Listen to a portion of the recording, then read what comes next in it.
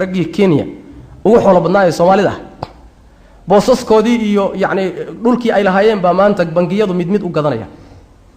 hebel iyo hebel carwagaas balbaadha nin baa ka soo hadhay waxa lagu leeyahay wuxuu lahaan jiray 200 oo baabuur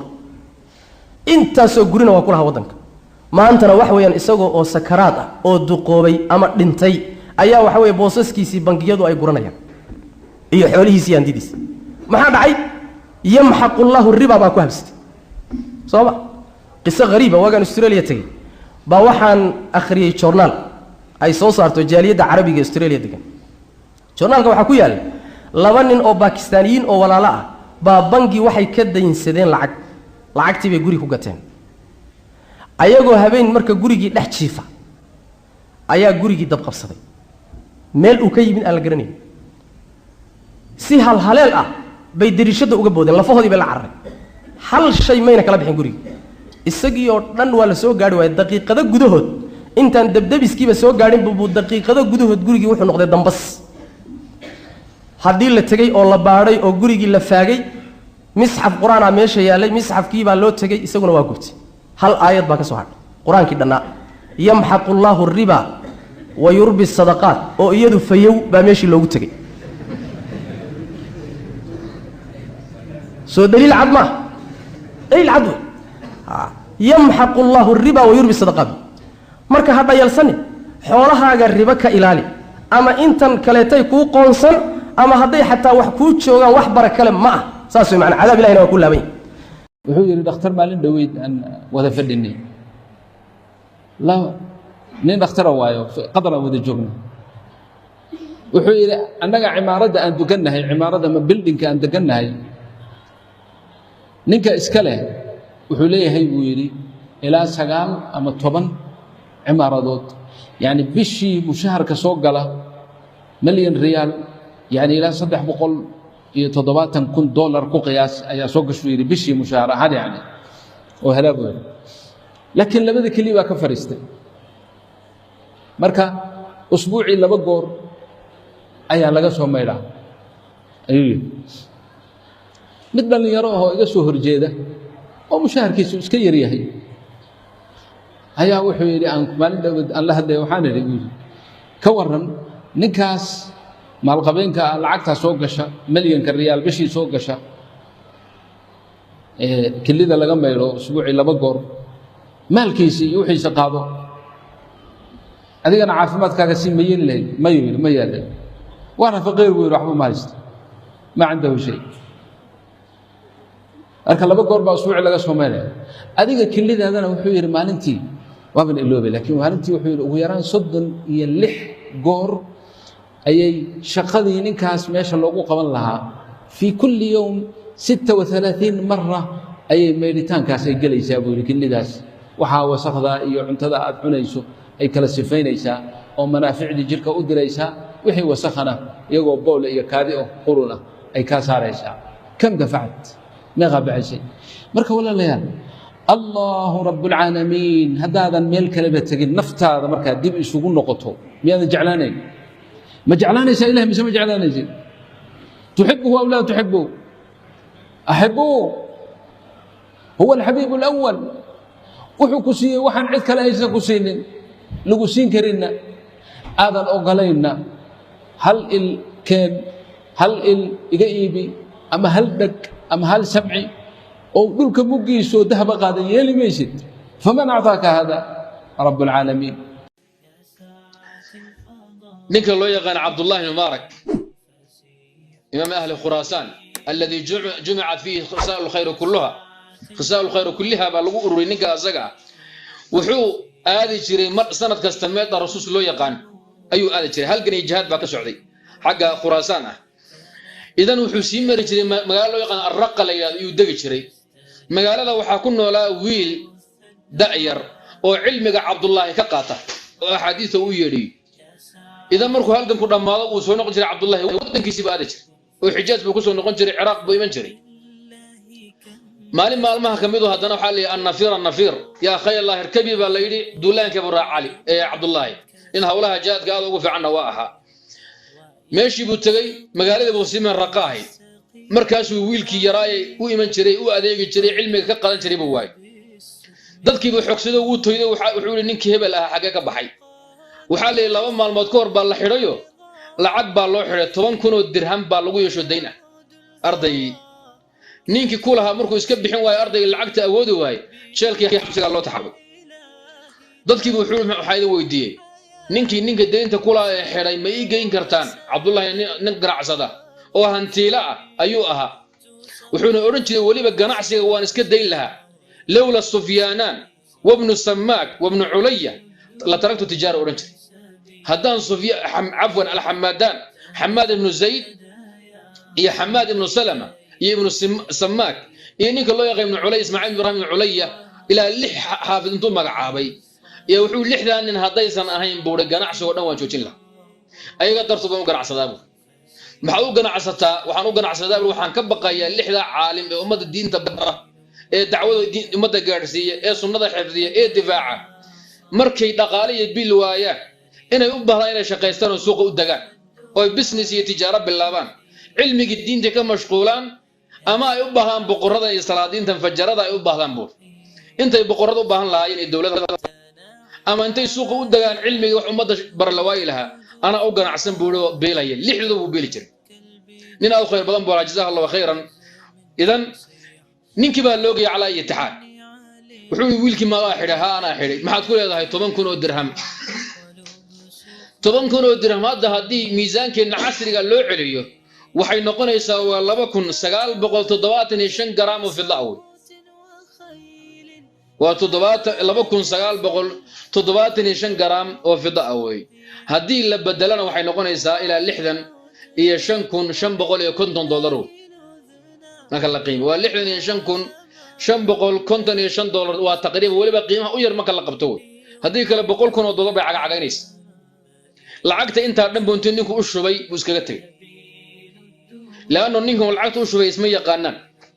wuxuu wiilkii ma wuxuu xiraatay lacagtaas oo hoob lacagta farana ka qad Abdullah marka waa baxo waa sigtay wiilkii baa la soo daayay waxa loo sheegay Abdullah maaray oo jihad u socdo inuu meesha maray kadibna uu soo laabto hadana halka ka soo laabto markuu soo dhameeyay uu reerkiisa ku laabtay wiilkii faras buu raadsaday Abdullah uu ka daba tagay uu raad qaaday 2 maalmood meel loo socdo iyo Abdullah ku gaaray Abdullah buu sheekhayo inaad meesha martay baa la sheegay xumaan kale ma jirin waaxidna waa ku iman laha xadiidka waa ka qala laakiin aqaba igu dhacday oo jeel baa la dhigay markaas jeelka sida uga soo baxday maxaa lagu xidhay waxa la xidhay nin baa igu lahaa lacag 10,000 oo dirham ah waxaan iskaga baxsana waan waay kadibna waa jeelku itaxaabay idan nin ahlu khayr ayimido deynti iga bixiyo waa la soo daayay Abdullah malku soo daayay ilaahay ku mahadi buu laakiin Abdullah markuu dhintay kadib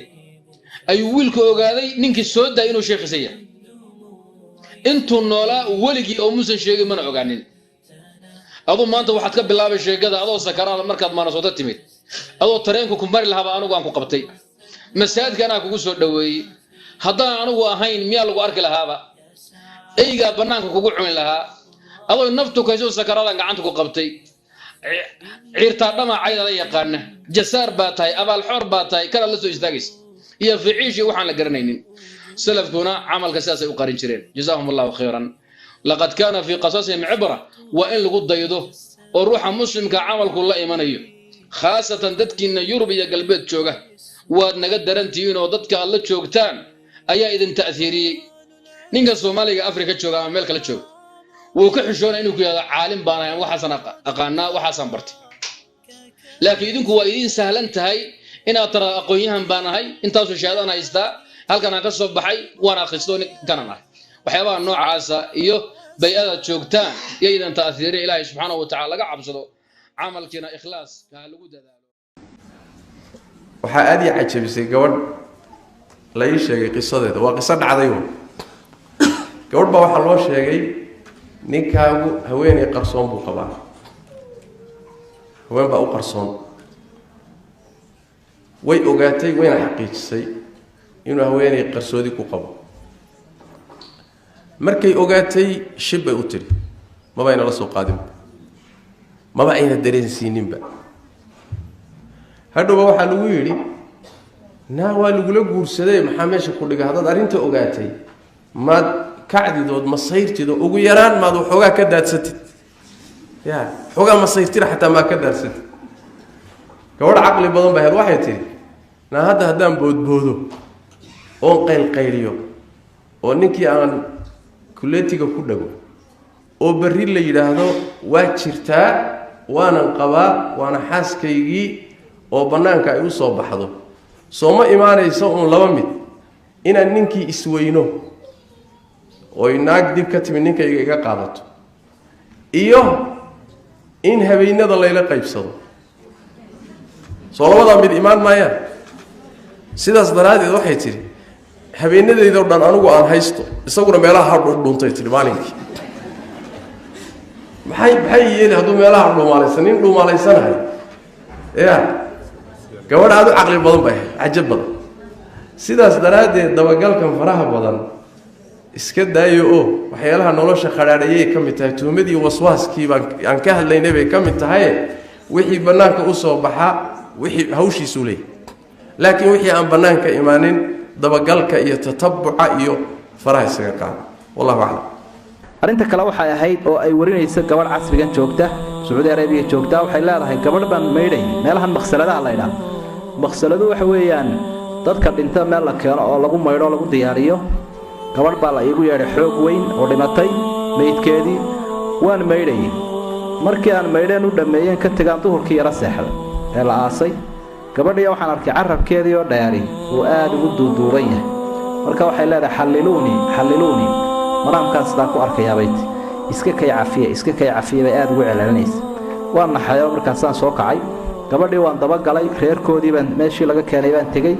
kadibna waan yaro warwaraystay waxaan ogaaday in afkeedu dheeraa oo carabkeedu dheeraa oo dadka ay aad u xaman jirtay oo dad ka cabanayo jaarkii jiraan saa daraaddeed baan anigiiyo ninkaygu intaanu tacsidii fadhiisannay 3 cisho ciddii tacsiyeynaysee timaadaba waxaan ugu deeqay inaan idhaahdo iska cafiya qolo waliba waxay dhahan waanu cafine kuwii jaarkee soo booqday kuwii ka durugsanaa annana cafine manaan baan mar dambe iyadii ku arkay iyadoo ii ducaynayso al khayr allaha ku siiye gurmadiiyo maciin baad ii noqotay oo dadkii ayaa cafis iga soo wada qaaday taasina runtii wuxuunay tusinaysaa un dhibaatada ay leedahay xantaas oo manaamkaa qofkii lagu tusiyey waxaa la sheegaa qisa la soo guuriyey gabar yaroo ahlulmadiina ah baa geeriyootay baa leeyi markay geeriyood ilan waxaad adduunka noolaataa waadan dhiman adduunka waxaad joogtaba kullu nafsin daa'iqatulmowt geeri unbay dhadhamin ama saalix noqo ama daalix noqo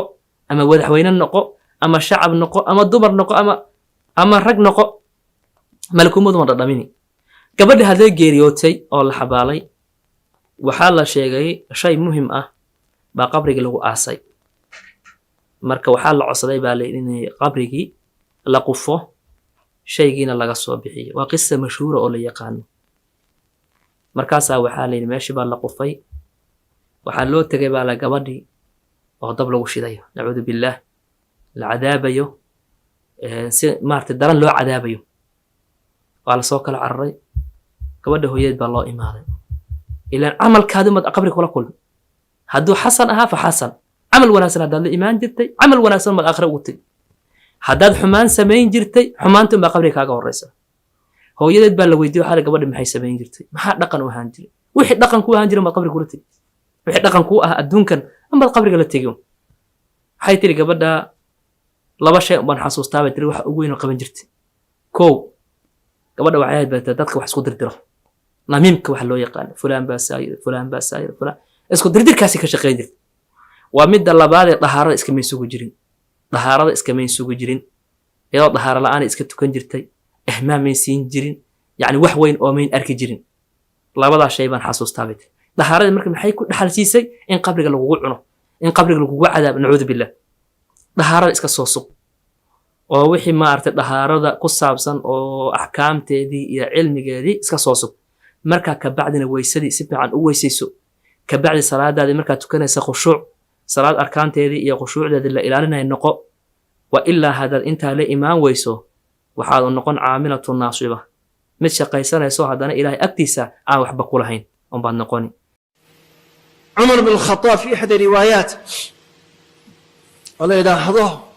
وحاركي عمر أبو بكر الصديق ومالين والبا كبحي مساجدك مركز سورة نكني حقوتك وأمير وحوي خليفة رسول الله مركز صوت بقلي وقيل عن عمر لكن أبو بكر أي أشهر وضبقلي نكني أن مسؤولية أمد اللوري بي خليفة رسول الله محوصة مايا وحاركي أبو بكر وبول يرسي قليا رضي الله عنه وأرضاه ومن لي بمثلك يا أبا بكر تمشي رويدا وتجيء في الأول أبو بكر always وأول ليس بثاني قدوه قلي أبو بكر مدو كتشري عمر الدبدو كإيجي كخاوسي وصوبح أبو بكر وسكتري عمر باك الضبق قال مخسقري بول كيرا وحقوق تجي إسلام إندلا ومقعد أولو قال سبحان الله وإن لضحي وإن قال ضحي فقال يا أمة الله أدونت إلهي من هذا الذي يدخل عليك نمكن خصوصا قال مالي والبوائي فقالت والله لا أدري نمكن يسوع قال والله لا أدري يعني سبحان الله هو خليفة رسول الله